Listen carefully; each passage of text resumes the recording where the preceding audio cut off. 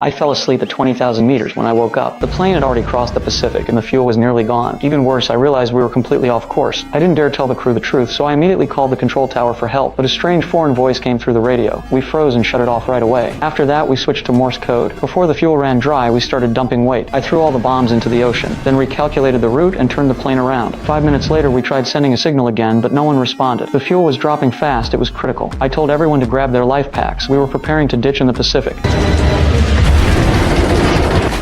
The plane slammed straight into the water. The impact tore the cabin apart, and seawater came flooding in fast. I didn't hesitate. I forced my way out through the wreckage. I climbed onto the wing and opened the life raft. But Jack's seatbelt jammed. No matter how he struggled, he couldn't get free. Seconds later, he went down with the plane. By the time I snapped out of it, the whole aircraft was gone beneath the surface. Luckily, before fully drowning, some of them managed to break free underwater and came up gasping for air. The plane sank incredibly fast, and by the time they surfaced, I had already inflated the raft. We flipped it right side up, but it was so cramped we had to lie down shoulder to shoulder. And that was just the beginning of the nightmare. At night, the seawater was freezing cold. We were soaked to the bone and had to cling to each other just to stay warm. Even with death staring us in the face, they somehow fell asleep. Some of them even started playing little games, acting all optimistic like we'd be rescued any minute. I was the only one who stayed awake the whole night, eyes locked on the water, terrified I'd miss any rescue signal. Just when we were about to lose hope, Jack spotted a black dot in the distance. It kept getting closer. It was a search plane. We went crazy, waving our clothes and shouting, but the plane never saw us. It turned around and flew off. We watched it disappear into the sky, and the despair hit hard. That's when it sunk in. We had no food, no fresh water, and the real survival had just begun. I forced myself to calm down and took stock of what we had. 1 handgun, 2 magazines, and a nylon rope tied to the raft. Everything else was useless. We drifted in the endless ocean, hunger and thirst tearing me apart. In the end, I took off my shoe and drank a cup of homemade beer.